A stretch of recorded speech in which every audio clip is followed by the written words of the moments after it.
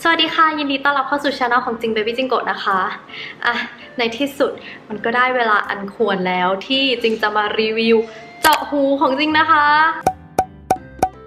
เห็นชื่อคลิปอาจจะช็อกกันได้นะคะเพราะว่าจริงๆตอนที่จริงนั่งนับเนี่ยจริงก็ช็อกเหมือนกันว่าเราเจาะไปเยอะขนาดนั้นเลยเหรอแต่ที่ช็อกกว่าก็อาจจะเป็นหมอม้าที่นั่งดูอยู่ตอนนี้ ก็เดี๋ยววันนี้จริงจะมาเล่าประสบการณ์การเจาะหูของจริงทั้งชีวิตนะคะเริ่มตั้งแต่อนุบาลยันแบบว่าปีนี้คือจนอายุจะแบบ25แล้วเราก็ยังชอบการเจาะหูอยู่ก็เดี๋ยวจริงให้ดูก่อนละกันว่าปัจจุบันจริงมีอะไรบ้างตอนนี้จริงก็จะมีข้างซ้ายอยู่4รูนะคะแล้วก็ข้างขวาอีก4กริบๆเพื่อให้คลิปนี้มันไม่สับสนเกินไปเดี๋ยวจริงจะแบ่งเป็น3พาร์ทหลักนะคะอันแรกก็จะเป็นประสบการณ์ที่จริงเจาะหูอันที่2ก็จะเป็นแบบความเจ็บความน่ารำคาญของแต่ละตำแหน่งที่เจาะแล้วก็พาร์ทสุดท้ายนะคะจะเป็นวิธีดูแลหลังเจาะก็เดี๋ยวระหว่างที่จริงเล่าเนี่ยจริงจะบอกพิกัดที่จริงไปเจาะนะคะแล้วก็อธิบายด้วยว่าบางรูทำไมจริงถึงปล่อยตันคลิปนี้อาจจะยาวนิดนึงแต่ว่าทนฟังแล้วก็เอนจอยไปกับจริงนะเพราะว่าแต่ละครั้งที่ไปมันก็มีเรื่องราวนิดนึงมันก็สนุกแหละก็เดี๋ยวเรามาเริ่มกันเลยนะคะก็จริงเคยเจาะหูทั้งหมด6รอบในชีวิตนะคะ6รอบนี่คือแบบนับเป็นการเข้าร้านเจาะหู6ครั้งในชีวิตแต่ว่ามันจะมีบางรูที่แบบจริงเจาะแล้วก็ปล่อยตันไปแต่บางรูก็แบบเจาะซ้ำเจาะซ้อนอะไรอย่างนี้รอบแรกในชีวิตเนี่ยก็คือเกิดขึ้นตอนอนุบาลนะคะเอาจริงเด็กอนุบาลอะคือมันก็ไม่มีใครคิดว่าอยากเจาะหูอะไรอย่างนี้เท่าไหร่แต่ว่าวันนั้นเนี่ยไปที่โรงเรียนแล้วเหมือนโรงเรียนไฟดับแล้วอยู่ๆหม่าก็เลยพาไปห้างไปเจาะหูซึ่งนี่ก็ไม่รู้ว่าหม่ามีไอเดียหรือความคิดอะไรอยู่ที่แบบอยากให้ลูกสาวเจาะหูแต่ว่านี่ก็คือไม่คัดค้านอะไรก็คือไปเจาะหูเลยก็ตอนนั้นที่เจาะก็คือ2รูหลักอันนี้นะคะที่วันนี้จริงไม่ใส่ต้มหูมามันคือตรงติ่งหูตรงโหลกอันนี้ก็ข้างละรูตอนที่เจาะตอนนั้นคือไปที่เซ็นทรัลพระราม3ถ้าจำไม่ผิดนะแล้วเขาก็แบบเอาปากกามาร์กจุดแล้วก็ใช้ปืนยิงปุ๊บอะไรอย่างนี้เราก็ไม่ได้รู้สึกอะไรเพราะว่ามันเกิดขึ้นเร็วมากแต่หลังจากที่เจาะอย่างเงี้ยคือเหมือนร้านเขาเอาต้มหูที่แบบเหมือนเป็นเงินไม่แท้อะไรอย่างงี้ให้ใส่มั้งจริงก็เลยแบบหูอักเสบหลังจากนั้นมาก็เลยแบบให้ใส่ต้มหูทองปกติเม็ดกลมๆอะไรเงี้ยแล้วพอเปลี่ยนไปใส่ต้มหูทองเนี่ยก็คือแผลแบบไม่อักเสบเลยหูกลับเป็นปกติตอนแรกก็คือแบบมีหนองขึ้นต่างๆนานาจริงก็ใส่ต้มหูทองมาเรื่อยๆก็ไม่ได้สนใจอะไรมากมายแต่ว่ารู2รูเนี่ยเป็นรูที่ไม่เคยตันเลยทุกคนคือจริงเคยทิ้งช่วงแบบไม่ใส่ต้มหูไปเป็นปีๆอะไรเงี้ยมันก็ไม่ตันคือมันอาจจะมีแบบอุปสรรคนิดนึงในการจะแบบใส่ต้มหูใหม่แต่คือพอใส่ไปอะปรากฏว่ารูมันยังอยู่เหมือนเดิมอะไรเงี้ยก็ไม่มีปัญหาอะไรรอบ2กับรอบ3เนี่ยจริงจะเล่ารวบๆด้วยกันเพราะว่า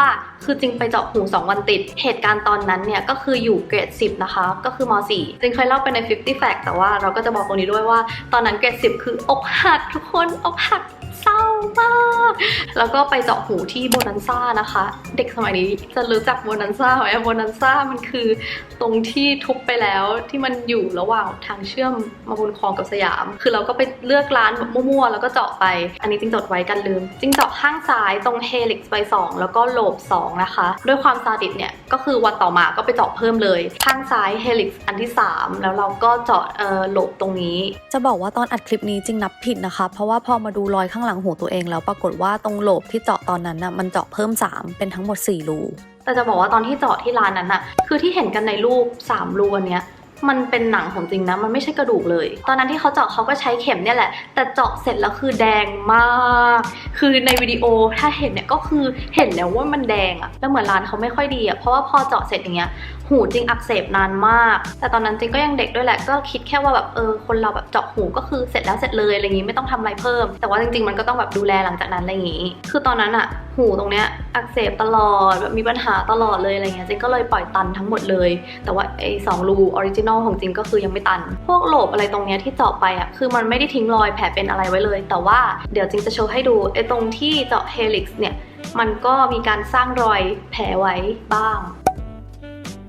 เรียกได้ว่าหูจริงเนี่ยพรุนเวอร์ก็หลังจากที่เข็ดกับปัญหาเจาะหูสักพักเนี่ยปีที่แล้วเราก็มีกิเลสใหม่ก็เลยเกิดเป็นการเจาะหูรอบที่4รอบนี้จริงเขียนรีวิวไปใน Facebook ถ้าใครเคยเห็นผ่านตานะเพราะคนแชร์เยอะมากแชร์ประมาณแบบ 3,000 ได้ตอนนั้นจริงไปเจาะ Inner Conch นะคะแล้วก็ Tragus ตอนนั้นเจาะที่ร้านที่สยามนะคะชื่อ Pa & O อยู่สยามซอย3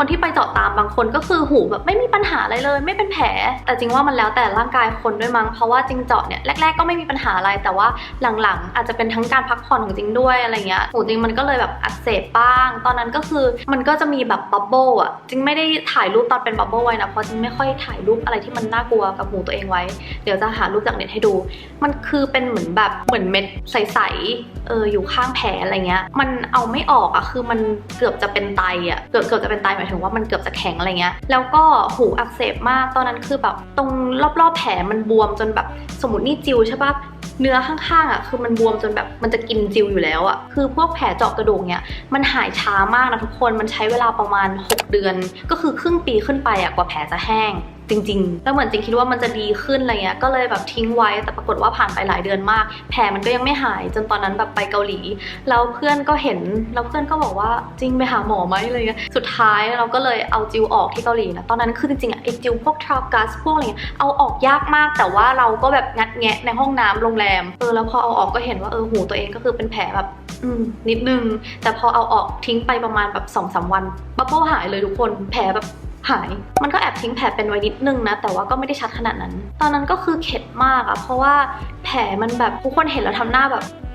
ไหนอะแต่คือที่บอกเข็ดเนี่ยก็เข็ดจริงๆนะแต่ว่าเข็ดประมาณปีนิดๆแล้วมันก็มีรอบที่5เกิดขึ้นรอบที่5เนี่ยเมื่อตอนเดือนพฤษภาปีนี้นะคะจริงก็ไปเกาหลีแล้วคือพี่มอสก็ชวนเจาะหูพี่มอสก็ส่งลิสต์ร้านมาให้ดูแล้วปรากฏว่าเราเห็นว่ามีร้านที่อยู่ฮงแดร้านหนึ่ง IG เขาก็มีผลงานดูเจาะแบบสวยร้านชื่อ Heart Attack นะคะจริงเคยเขียนรีวิวไว้เหมือนกันรอบที่5ที่ไปเจาะอันเนี้ยก็คือเจาะแต่ด้านซ้ายนะคะก็คืออันนี้ของจริงมี Helix มี Inner Conch ก็คือเจาะซ้ำตัวนี้แล้วก็มีโลบอันนี้เพิ่มมารูนึงนะคะแต่คราวนี้ Helix ของจริงอันนี้ก็คือเจาะกระดูกแล้วจริงเจาะรอบนี้คือชอบมากนะเพราะที่เกาหลีอ่ะมันไม่ใช่แค่การแบบ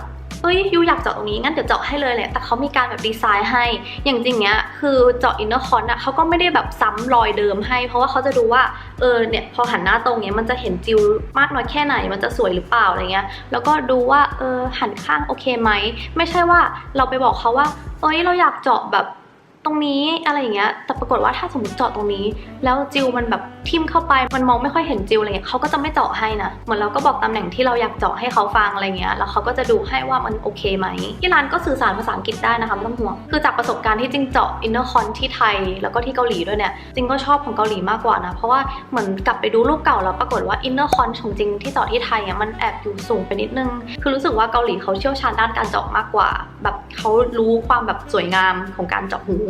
และที่สำคัญคือเจาะรอบเนี้ยไม่มีปัญหาอะไรเลยคือถ้าไม่ไปนอนทับก็ไม่อักเสบจริงๆที่เกาหลีมีร้านเจาะหูหลายร้านมากเขาจะมีแฮชแท็กไว้เลยว่าเป็น piercing เขียนเป็นภาษาเกาหลีอะแล้วเราก็จะเห็นผลงานของแต่ละร้านเลยจะมีร้านดังๆเยอะอะไรอย่างเงี้ยแต่ว่าก็ดูด้วยว่าร้านมันอยู่ไหนสะดวกไปตรงไหนมากกว่าต่อมานะคะเป็นรอบที่6คือรอบล่าสุดจริงไปเกาหลีตอนเดือนกรกฎามาแล้วก็กิเลสเกิดอีกแล้วคือก็ไม่ได้แพลนอะไรเลยเราแค่รู้สึกว่าเราอยากเจาะหูจริงก็เลยเข้าร้านเจาะร้านเดิมอีกรอบนะคืออย่างรอบที่แล้วจริงมีเป้าหมายว่าจะเจาะ Inner Conchใหม่แต่ว่าอันนี้ก็คืองอกมาเฉยๆแล้วก็รอบเนี้ยไปเจาะแบบไม่ได้มีเป้าหมายเลยแค่บอกเขาว่าอยากเจาะหูอีก3รูช่วยดีไซน์หน่อยเขาก็เลยดีไซน์ให้นะคะก็เป็นเจาะ Outer Conch แล้วก็เจาะโลบอีก2ซึ่งจะบอกว่าในบรรดาการเจาะหูทั้งหมดของจริงมาปรากฏว่าจริงชอบ Outer Conch สุดเลยทุกคนคือมันเป็นตำแหน่งที่แบบเหมือนจิวน่ารักของจริงมันเห็นชัดอะจริงเลยชอบแล้วคือความพีกอะไม่นานมาเนี้ยจริงเข้า IG แล้วก็เจอหน้า Explore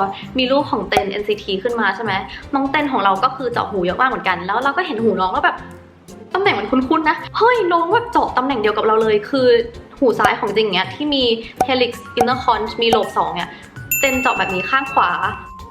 แล้วเราก็หูข้างของน้องอะปรากฏว่าหูข้างของน้องคือเจาะเหมือนจริงเหมือนกันก็คือกลายเป็นว่าสลับข้างอะไรอย่างเงี้ยแล้วก็ไม่กี่วันมานี้จริงไปเห็นว่า beauty blogger เกาหลีเขาก็เจาะหูแล้วแบบมันก็เป็นสไตล์เดียวกับจริงเลยจริงก็เลยคิดว่า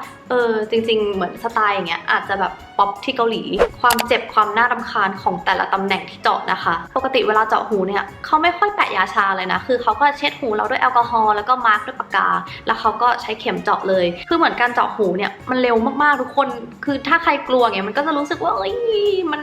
นลำไยอะไรเงี้ยแต่ว่าจริงๆอ่ะเหมือนเขาก็จะเจาะแล้วนะคะปึ๊บเสร็จเลยอะไรเงี้ยมันเร็วมากจะไม่ค่อยรู้ตัวเท่าไหร่ถ้าเป็นการเจาะโลบพวกแบบ ติ่งหูอะไรเงี้ยที่ไม่ใช่กระดูกอะบางร้านเขาก็ใช้ปืนแต่ว่าบางร้านก็จะใช้เข็มนะแต่ถ้าเป็นการเจาะพวกกระดูกตรงนี้ต้องใช้เข็มนะคะเพราะว่าถ้าใช้ปืนเนี่ยมันเสี่ยงต่อการที่กระดูกหูตรงนี้จะร้าวการเจาะกระดูกแบบเอาจริงๆมันไม่ได้รู้สึกเจ็บขนาดนั้นนะมันอาจจะรู้สึกแบบตึงๆนิดนึงแต่จะบอกว่าหลายๆคนที่จริงรู้จักที่รู้สึกว่าเอ้ยกลัวการเจาะหูอะไรเงี้ยพอไปเจาะกระดูกจริงๆเขาแบบมันไม่เจ็บมันจะรู้สึกตึงประมาณวันนิดๆอะไรอย่างเงี้ยถ้าใครปวดมากก็อาจจะทานพาราได้ของจริงมีครั้งเดียวที่รู้สึกเจ็บก็คือรอบที่5ที่ไปเจาะหูซ้าย3 รูที่เกาหลีเนี่ยคือตอนนั้นอะเขาเจาะโหลบตรงนี้ให้ก่อนตึ๊กไปแล้วเขาก็ move ไปที่ helix เลยแบบรวดเร็วมากไม่มีการทิ้งช่วงมันก็เลยกลายเป็นว่า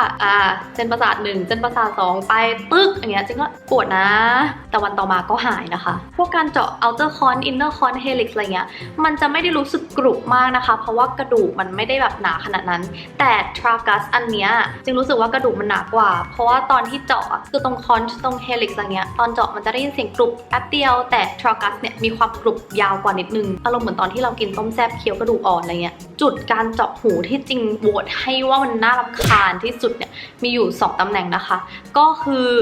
tragus มาอันดับแรกเลย tragus เนี่ยมันจะอยู่ตรงไอ้ติ่งตรงนี้ของเรามันคือฝันร้ายของคนที่ชอบเอาผมทัดหูบ่อยๆแบบจริงอะคือมือไปโดนบ่อยมากที่อักเสบเนี่ยก็เพราะว่ามือไปโดนแล้วอย่างการใส่หูฟังเนี่ยคือใส่หูฟัง iPhone อะได้แต่ว่าถ้าจะใส่หูฟังแบบอินเอียร์เงี้ยคือจริงมีอันที่มันแบบเป็นอินเอียร์แล้วมันก็หนากว่าพวกหูฟังปกติ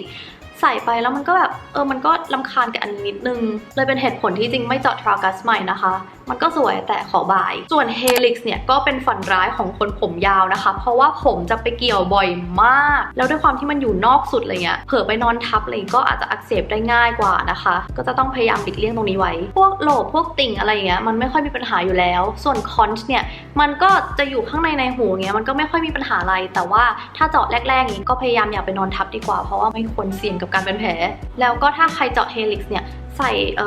headphone แบบ on ear ไม่ได้นะคือจริงมีตัว Beats ของจริงเนี่ยใส่อย่างนี้แล้วมันก็ติด helix ของจริงแต่ถ้าสมมติว่าเอาจิวออกเนี่ยก็คือใส่ได้พาร์ทสุดท้ายนะคะวิธีดูแลหลังเจาะก่อนอื่นนะจริงว่าคือจะมีบางคนที่แผลเนี่ยมีโอกาสเป็นคีลอยด์ก็อาจจะต้องไปเช็คก่อนอาจจะปรึกษาแพทย์หน่อยก็ได้ว่าเราเจาะหูได้ไหมน่าจะเป็นคีลอยด์ไม่น่าอะไรอย่างนี้แต่เรื่องการดูแลหลังเจาะเนี่ยคือช่างเจาะหูที่เกาหลี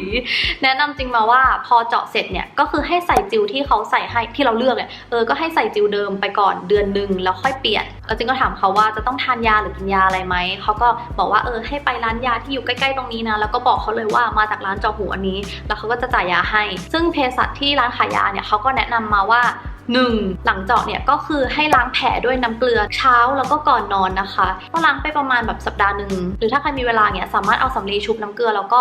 มาแบบแช่อะไรอย่างงี้ไว้ได้นะมันก็จะช่วยลดการอักเสบนิดนึง2นะคะทานยาแล้วก็ทายาคือเภสัชเขาแนะนำให้ทานยาฆ่าเชื้อเขาก็จ่ายยามาให้จริงแล้วก็เขียนไว้ให้ว่าจะต้องทานอะไรตอนไหนคือแนะนำให้ทานยาปฏิชีวนะยาฆ่าเชื้อเนี่ยให้ครบโดสนะคะหลังเจาะทานกันไว้ก่อนเลยต่อให้เป็นคนที่ไม่ได้เป็นแผลง่ายอะไรเงี้ยแต่ว่าทานกันไว้ก่อนก็ดีกว่าเพราะบางคนไปเจาะกระดูกมาเงี้ยแล้วเขาก็ทานยาปฏิชีวนะหลังเจาะปรากฏว่าเขาไม่มีปัญหาอะไรกับแผลเลยแต่อย่างตอนที่จริงเจาะตรง inner conch แล้วก็ tragus ที่ไทยเนี่ยจริงก็ไม่ได้ทานยาอะไรหลังเจาะเลยมันก็เลยอาจจะเป็นเหตุผลที่แผลอักเสบง่ายมั้งตอนนั้นที่ไปซื้อยาที่เกาหลีเนี่ยเขาก็ให้ยาทานมาแล้วก็ยาทานเนี่ยที่เขาให้มาจะเป็นเจลนะคะอันนี้มันเหมือนเป็นยาสำหรับแบบแต้มแผลสดต่างๆมันก็โอเคนะเพราะว่าจริงก็เห็นว่าร้านเจาะหูก็ใช้ยาตัวนี้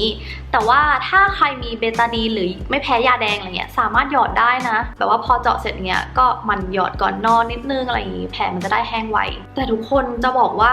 จริงเนี่ยที่เป็นมนุษย์มีปัญหากับหูมากเพิ่งค้นพบว่ามันมียาตัวนี้ที่ดีมากคือเนี่ยพี่ที่รู้จักเนี่ยเขาก็ไปเจาะหูมาแล้วก็ปกติเขาแบบไม่มีปัญหากับหูเลยแล้วอยู่ๆแบบมีบับเบิ้ลขึ้นเขาก็เลยไปปรึกษาแพทย์หรือว่าเภสัชอะไรเงี้ยว่าจะทำไงดีตอนแรกเขาว่าเขาจะกินยาแบบแก้อักเสบอะไรอย่างงี้แต่ว่าเหมือนหมอเขาก็บอกว่าไม่ต้องให้ทายาตัวนี้คือยาตัวนี้มันมีสเตียรอยด์แต่ว่าในฉลากเขาก็เขียนไว้ว่าไม่ควรทาเกิน14วันอะไรเงี้ยแต่คือจริงทาแค่แบบ2วัน3วันมันหายอักเสบทุกคนแต่ตอนแรกจริงๆจริงรู้สึกว่าตรงเฮลิกซ์ของจริงบับเบิ้ลจะขึ้นแต่พอทายาตัวนี้ไปคือตอนเนี้ย ไม่มีแผลอะไรเลยดีใจมากอันนี้ก็คือซื้อได้ตามร้านขายยาทั่วไปเลยข้อ3นะคะห้ามนอนทับคือจริงๆถ้าใครติดการนอนตะแคงข้างอย่างเงี้ยอาจจะถอดจิวแล้วก็นอนได้นะแต่ว่ามันจะต้องรอให้แผลแห้งก่อนคือจนกว่าเราจะมั่นใจว่าถอดจิวข้ามคืนแล้วหูจะไม่ตันแต่จริงๆก็คือยังไม่เคยถอดจิวแล้วก็นอนนะเพราะว่าอย่างที่บอกอะแผลเจาะกระดูกเนี่ยมันใช้เวลาประมาณ6 เดือนกว่าแผลจะแห้งตอนนี้จริงก็ยังรอจนกว่าจะรู้สึกมั่นใจว่าแผลแห้งแล้วคือการเจาะกระดูกต่างๆเนี่ยก็เป็นอวสานของคนชอบนอนตะแคงข้างเหมือนกันคือจริงอะเป็นคนที่ชอบนอนตะแคงข้างมากจนมีช่วงนึงจริงรู้สึกว่ามันอาจจะไม่ดีกับร่างกายมั้งแบบร่างกายจะเสียบาลานซ์อะไรหรือเปล่าก็เลยเป็นอีกหนึ่งเหตุผลที่จริงไปเจาะหูมาทั้งซ้ายทั้งขวาในเวลาไล่เลี่ยกันเพื่อที่ว่าจะได้ไม่ต้องนอนตะแคงข้างแล้วมันก็ได้ผลนะเพราะว่าตอนนี้จริงแบบนอนหงายปกติก็หลับได้แล้วก็เรื่องอาหารการกินนะคะอันนี้สำคัญนะคือตอนแรกอะจริงก็ไม่ได้คิดว่ามันส่งผลอะไรขนาดนั้นแต่ละครั้งที่จริงเจาะหูมาจริงก็ทานทุกอย่างปกติเลยแต่มารอบล่าสุดเนี่ยอยู่ๆหมอก็พูดขึ้นมาว่าจริงเจาะหูมาเนี่ยอยากกินไข่ของหมักของดองนี้นะมันเป็นของแสลงแล้วเราก็แบบโอเคไม่กินก็ได้แต่ว่ามีอยู่วัน2 วันที่ลืมตัวกินแบบส้มตำปูต่างๆคือตอนนั้นยังนึกไม่ได้แต่ว่ารู้สึกว่าแผลมันคันๆอะไรเงี้ยมันทำไมมันคันๆอะไรอ่ะจนกระทั่งนึกได้ว่าเราไปกินแบบส้มตำมาจริงก็เลยแบบต้องหยุดกินตรงนั้นพอหยุดกินปุ๊บก็หายคันก็ถ้าไปเจาะหูมาเนี่ยก็พักปูดองไปสักประมาณสัปดาห์นึงก่อนแผลจะได้หายไวแล้วที่สำคัญมากๆคือเวลาไปร้านสระผมร้านทำผมเนี่ยบอกช่างด้วยนะคะว่าเพิ่งเจาะหูมาหูกำลังแบบยังเป็นแผลอยู่รบกวนแบบอย่าโดนหูนะคะเพราะว่าช่างบางคนเขาไม่รู้เขาก็จะแบบ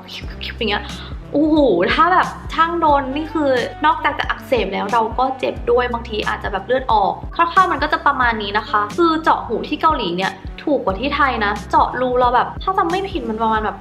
180 บาทหรืออะไรอย่างเงี้ยแบบ 6,000 วอนอะไรเงี้ยแต่ว่ามันก็ไม่รวมค่าจิวเนาะจิวที่เกาหลีเนี่ยน่ารักมากทุกคนคือเนี่ยจริงอะอยากไปเกาหลีอีกเพื่อไปเหมาจิวอะเพราะมันหาที่ไทยไม่ได้เลยพวกจิวสำหรับกระดูกอะไรเงี้ยที่เกาหลีคือเขามีเยอะมากแล้วก็น่ารักมากใครไปเกาหลีเนี่ยแนะนำให้ไปเหมามาเลยคือน่ารักมากจริงโอเคทั้งหมดนี้ก็เป็นประสบการณ์การเจาะหูของจริงนะคะเอาเป็นว่าถ้าชอบคลิปนี้อย่าลืมกดไลค์แล้วก็คอมเมนต์คุยกันนะคะคือเนี่ยจริงตั้งใจทำคลิปนี้มากจริงแบบเขียนทุกอย่างที่จริงจะต้องพูดมาไว้เพราะว่ากลัวตกหล่นหวังว่าคลิปนี้จะเป็นประโยชน์สำหรับคนที่กำลังสนใจที่จะเจาะหูนะคะใครที่ดูคลิปนี้จบแบบไม่กดข้ามเลยจริงขอบคุณมากๆนะคะรักมากๆก็เดี๋ยวเรามาเจอกันคลิปหน้านะคะบ๊ายบาย